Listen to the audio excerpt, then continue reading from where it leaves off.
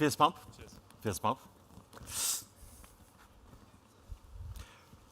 Okay, dear guests, today we invite you to the startup pitch taking place right here at 1220. I'm running it, so it'll be fun and high energy. The community is currently seeking coins and projects for profitable investments, and the startup pitch is the ideal place for this. Traditionally, at each forum, many coins of the participating projects skyrocket to the moon. And I'm confident, but though this is not investment advice, that today will not be an exception. And now I would like to thank our diamond sponsor, DJ Miner. DJ Miner offers Bitcoin and Dogecoin miners to over 80 countries worldwide. So they provide reliable hosting services.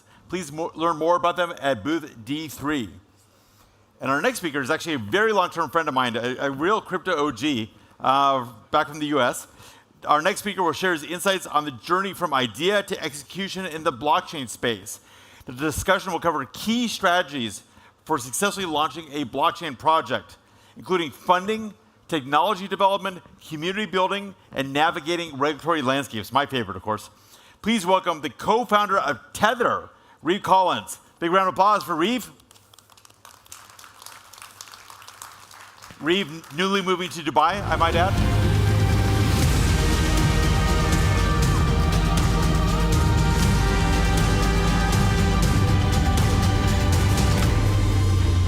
Energy for Reeve. Good to see you. How are you? Wonderful. I'm not going to sit this far away from you. I can't do that. What's up, buddy? How are you? Good. Really happy to be here. It's a wonderful venue, lots of production value, great stage, and the show outside is really impressive. Is this your first blockchain life? Yes. Yeah. It's great. It's really taken off. It's a great show, and it's a great crowd. I mean, look at this.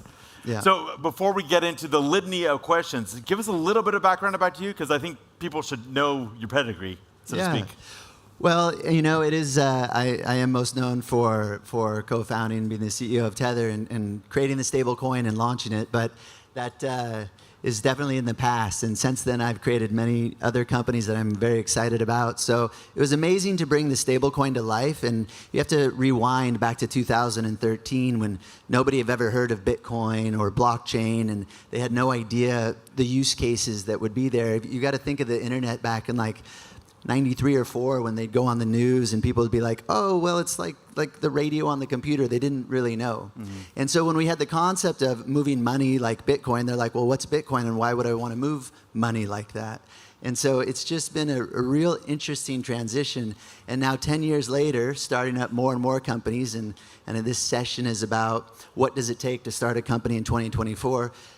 There are a number of things that have changed, especially in this industry, but overall it's having that vision, having an understanding of the landscape and a belief in it, because you might feel like you understand the landscape, but nobody knows. You just have to have the optimism and the belief and to really, really go for it and follow what you feel is right. And here's the thing. You know, I've started about a dozen companies in my life, and especially early on, I had a lot of enthusiasm, and a lot of the ideas were terrible. And people older would say, you know, this isn't a good idea, you can't go down that path. But I still say you need to forge ahead, mainly because even if it is a failure, because a lot of times those older people with more experience do have a lot of insight and are correct. But that's okay, because you still need to learn for yourself. You still need to make a lot of those mistakes. You want to take as much advice as possible, but you also have to learn a lot of these lessons that only your personal experience can provide. So that's one of my things, is just stay the course, have the vision, and really learn a lot of lessons along the way. And I think I struggle with this, so I can relate to what you're saying. Sometimes there's naysayers, and you just need to armor your soul and proceed forward. But sometimes the naysayers are right, and they can save you a lot of time. And I think the final call comes down to you, one way or another. So you kind of have to be in tune with your soul and develop your own algorithm, which is a little bit in conflict with asking for advice. And you know, I think we're getting a little philosophical, but I think your spirit is always developing, and maybe you're getting more finer tuned over time. Absolutely, and it's discernment. Right? So it's, what are those things nagging inside of you that you should pay attention to or that you shouldn't pay attention to? And that comes with experience, and that's the discernment of, okay, this is the advice I want to take in, but this is the advice that I actually do know better. And at the end of the day, even if you're wrong, you do learn a lesson. So a lot of founders, especially serial founders, at some point say, okay, that was fun. Now I want to kind of transition into the investor sit back LP role. But here you are in Dubai, still doing that OG founder stuff. What's your secret sauce? Well, for me, it's also every time you search for information or listen to people about why start up a company and what kind of company start up, it's what are you passionate about and what really turns you on, and then focus on that. And for me, what I found over the years, it's the inception, the concept, the ideation, like coming up with an idea and producing it. So I also, instead of being a founder, I also like to say I kind of produce companies, because you have the idea, you bring in the team, you get the money, you put it together, and you birth it. It's similar to creating a movie. That's what the producer does. And so in this instance, I've kind of evolved now. I'm launching 3 companies that have kind of all been incubated and concepted here in Dubai. And the reason I'm doing that is because each idea is new, unique, and really compelling to me. Because after Tether, which was the advent of the stablecoin, but it took a few years for the concept of stablecoin to even come out. And little did we know that it truly would become the foundation of the cryptocurrency ecosystem and enable all of these other companies to be built upon this foundation and deliver what we have today. And after that concept of creating a stablecoin, the next idea was an NFT. So instead of a regulated token, because that was a lot of the issues with Tether in the early days and still to this day with all crypto companies, the concept was, let's make highly programmable goods, highly programmable tokens. And that company was called Block V. And it was also ahead of its time. It was the first company to ever really bring NFTs to the market, again, before the term NFT.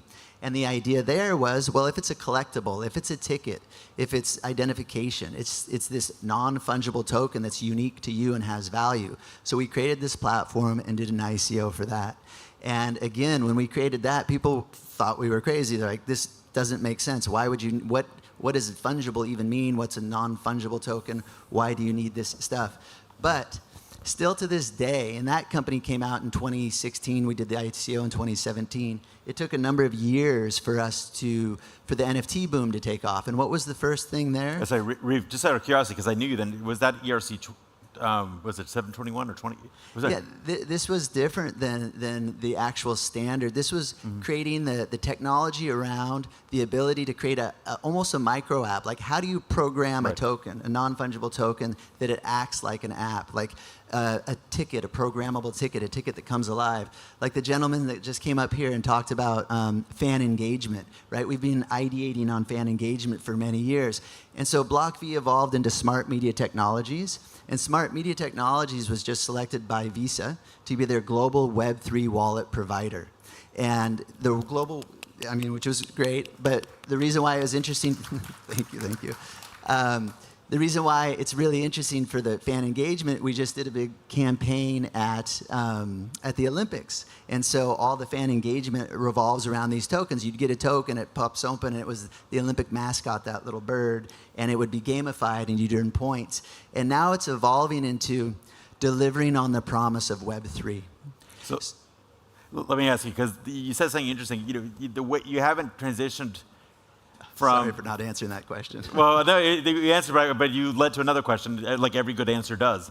You said you haven't surrendered the founder role to go to the opposite end, if you like, to the LP/investor role. You've now become sort of a producer. We're talking about implementation. What is your experience with finding the team, and does the team, especially the executive level, do they share the same passion as you do if they're not the idea originator? Because usually the founder or the founder's team is the idea originator. I think in this case, you're the idea originator, you're the team former, but then someone else is, you're not past it, you're kind of in an interesting middle position. How do you manage that? Yeah, no, it's a great question, and it's a mix, because the basics of starting a company are the same as they have always been: team, tech, fundraising. The real nuance in the crypto space is community. How do you really grow a big community? But also you have to have the idea, obviously. And where does the idea come from, and how do you get that inspiration? And it either comes from you, or it comes from which is typically the founder. So I do take a founder role. And right now I'm the co-founder and chairman of Treasury X, which is a new stablecoin infrastructure that's rolling out. Super Solana, which is a Solana L2, and WeFi, which is a crypto neobank. But what do all these things have in common? And it was kind of playing off of where my last company, Smart Media Technology, left off, which is Web3. So why are we all here today? Because we believe in decentralization. We believe in blockchain. But more importantly, where's this all leading us to? We've been in this, or I've been in this for a decade. Hopefully you guys have been in this for a long time, and some are new to the space. But you're attracted to this space because we know it is the future, and it's the future of how the world's going to do business, and it's the future of how we're going to connect with people that didn't typically have the infrastructure to do that business. And this spans from financial services all the way to fan tokens. Like Paris team probably has fans all around the world that never had an opportunity to connect, to participate, to engage. But now they can acquire a fan token for $5 and feel like they're part of the team. So that's the promise of Web3, where the community is the ones that really get the value.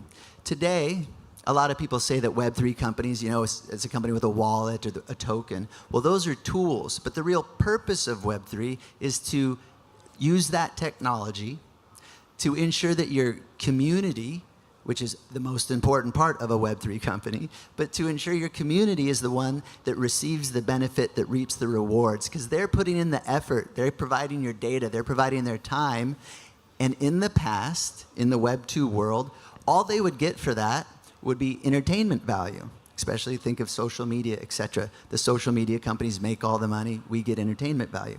But in the Web3 world, with these tools, the wallet, the NFTs in the wallet, and I want to do one quick aside about NFTs. A lot of people might think, oh, NFTs are dead, or oh, NFTs were a bunch of hype.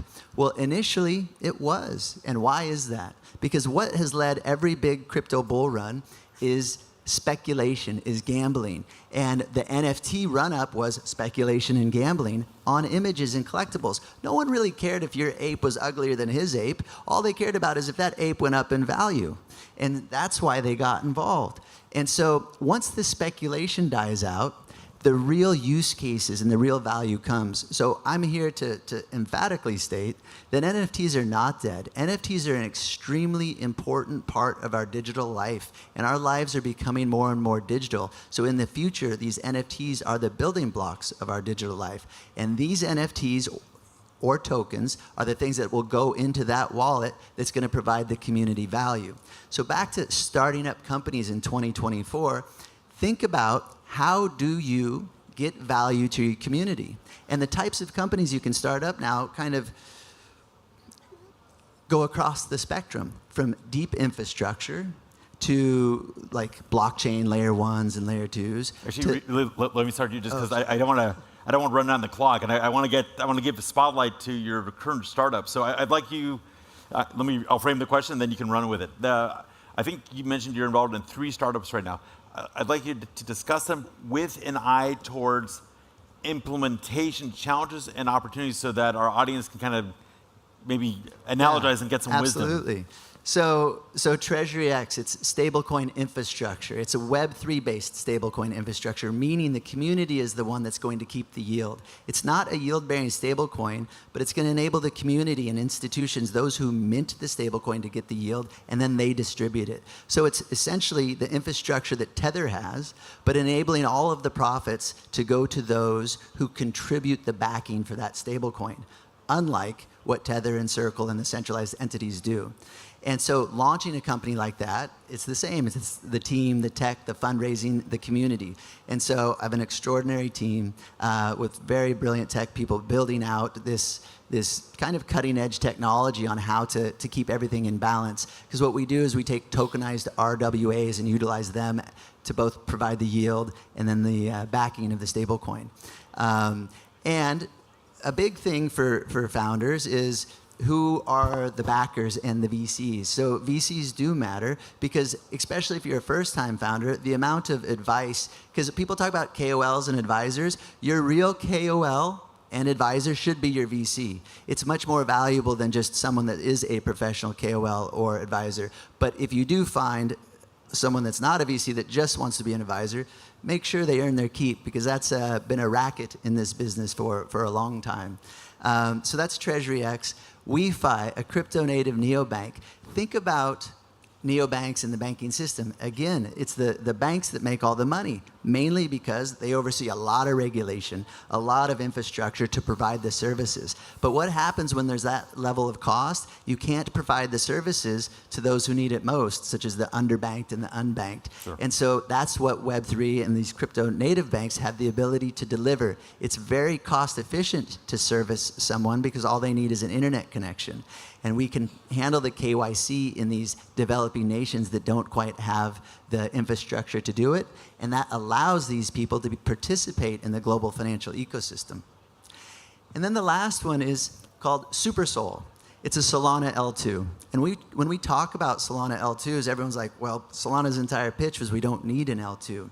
And it is very scalable, Solana, and it's very cheap. However, it's not always reliable, and it's not actually scalable enough for the use cases in the future. So SuperSol is future-proofing Solana, and it's bringing a lot of new use cases to the table for transactions that would typically be off-chain. So I was sharing with a VC just the other day, a good friend of mine, about this, and he was like, why would you do a Solana L2? And then when I talked to him about it, he's like, oh, actually, this is perfect. He was creating a new secure messaging app. And he's like, we were looking for a blockchain or a solution or a sidechain, like somehow to store all of this data. And we didn't have one. And we looked at Solana, we knew it just wouldn't work. He's like, but this could be a real solution. Because if you could have millions of transactions, instant and free, then a lot of things that used to be stored off-chain could be stored on-chain. So these are just some concepts of how Web3 can deliver value to the users, and touching base on really what it takes to launch a startup in 2024.